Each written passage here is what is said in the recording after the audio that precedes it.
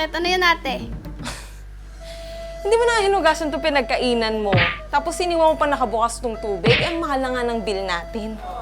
Relax, ate. Pag ako yumaman bilang influencer. Itong pagdadaot mo. Sigurado ka bang totoo yung pinagkakalat mong chismis? Masyado mong sineseryoso, ate. Eh, paano kung ikaw yung imarites? O pamilya mo? O, anong gagawin mo doon? Huwag kasi puro video yung inaatupag mo. Dapat bumalik ka rin sa realidad. Mahal-mahal na nga ng lahat dahil sa inflation. O, yung tubig, bawal sayangin. Tapos yung kuryente, nakakaduling naman yung singil. Tapos yung gasol, grabe na yung itinaas ng presyo ngayon. Di totoo ang inflation. Ganun lang talaga ang Takbo ng world economics. Ano pinagsasabi mo dyan? Eh, yung budget nga natin kulang pa pampalengke. Agree to disagree na lang tayo, ate. Hindi opinion yung basehan dito, ah. Tunay na buhay yung pinag-uusapan. Imagine mo si mama at papa kayod ng kayod, wala pa rin naiipon. Oh, problema pa ngayon yung unemployment. Eh, paano pagka-graduate natin?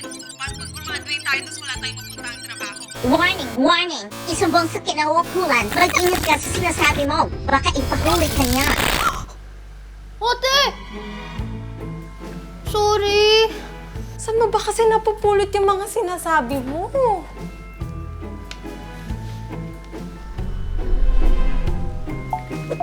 Anong na-research mo, ate?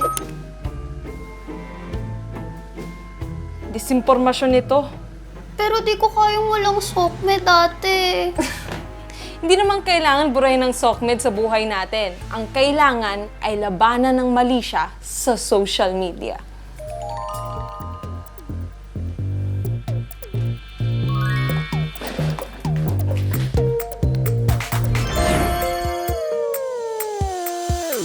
Paano bang labanan ng disinformasyon? Iwasang magpadala sa iyong emosyon. Huwag agad maniwala dahil natawa o nagalit sa balita. Ang katotohanan ay batay sa tunay na pangyayari at hindi sa nakakaintriga. Alamin mo na ang source ng iyong impormasyon. Ang account ba ay bago? Ang ulat ba ay may pruweba? At kung sila ay nanloko, pwede ba natin silang habulin?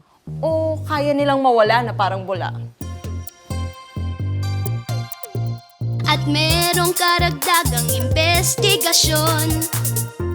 Di porket matunog at mukhang legit ay totoo na.